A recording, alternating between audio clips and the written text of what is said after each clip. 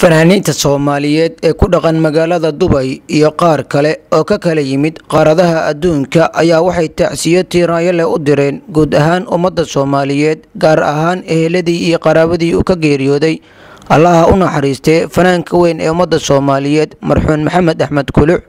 oo maalinnimadii Sabtida ahayd ku geeriyooday magaalada Hargeysa ee caasimadda labaad ee dalkeena Soomaaliya waxaana warbaahinta qaranka Soomaaliyeed la hadlay Mama Maryan Mursal Ciise iyo bahda fanka Soomaaliyeed isla markaana waxay tacsiyo tiiraanyo leh u direen guud ahaan ummadda Soomaaliyeed gaar ahaan eheladii iyo qaraabadii uu ka geeriyooday marxuun Maxamed Axmed Kuluc inna lillahi wa inna ilaahi raaji'uun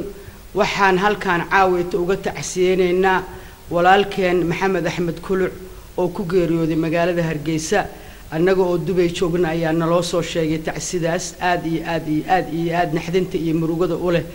maxaa la yiraahaa aniga waliba aad bay muruga iigu sii yeelatay walaalkay Maxamed Axmed ayaamihii ugu dambeeyay wuu ila soo hadli jiray wuu soo xiriirin jiray isagoo inuu ladnaaday oo codkiisi iyo wixiisii dhinaxay noqdeen maalintii la soo sheegay wuu dhintay oo himbaan wallahi ilaaha hadeer ku jira ilaahay waxaan uga baryayaa eheladii iyo qaraabadii uu ka dhintay samir iyo iimaan in ilaahay ka siiyo fanaaniinta dhan waxaan uga tacsiyeenayaa Maxamed Axmed dhimashada uu dhinto naga dhex baxay inna lillahi wa inna ilayhi raaji'uun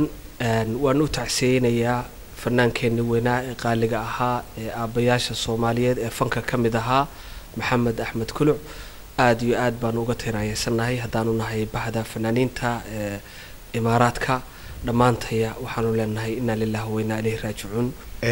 waxaan halka tacsi tiiraanyo leh uga diraynaa dhammaan ummadda Soomaaliyeed meel kasto ay joogto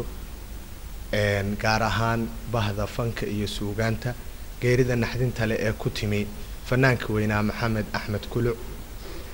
annagoo aad uga tiiraanyeysan waxaanu halka tacsi uga diraynaa annagoo isku duuban dhammaan inta naga maqan iyo inta joogtaba fanaanka weyn geeridiisa waxaan kaloo anigu tacsi kale ka sidaa oo aan halka isna aan idinka sheegayaa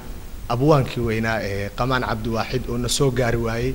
arrimo isagoo oo ku mashquulsanaa abwaan halka isna nala jooga oo ku xanuunsanaya Cali Sugulle isagoo maanta dhakhtarka ugu tagay oo arrimaha darteed ayaan isagana tacsidaa u marinaya hawada madinta waa ilaahay waa la wada dhimanaya meesha loo wada socdaa waxaan halkan uga tacsiyeenayaa Maxamed Axmed Kuluc oo ahaa aniga aabahaygii labaad waxaan leeyahay ilaahay naxariistii jannaha siiyo kitaabkiisa gacanta midig ha uga dhiibo ahana una xariisto waxaan leeyahay qabrigiisana Allah u qaboojiyo ehelkii iyo familkii uu ka tagayna samri iyo iimaan Allah ka siiyo waxaan caaw halkaan ugu tacsiyeenayaa marxuumkii Maxamed Axmed Kuluc ilaahay naxariistii janna Allah siiyo eheladii iyo qaraabadii iyo caruurtii uu ka tagay ilaahay samri iimaan Allah ka siiyo dhammaan iyo fanaaniinta ayagana aad baan ugu tacsiyeenay anigoo ku hadlaya magaca reer Australia iyo magaca reer Imaaraadka Allahu wa inna ilayhi raaji'uun waxaan uga taxsadeenayaa ummadda ku hadla shacabka Soomaaliga meel kasto ay joogto geerida ku timi aabaha fanka Soomaaliyeed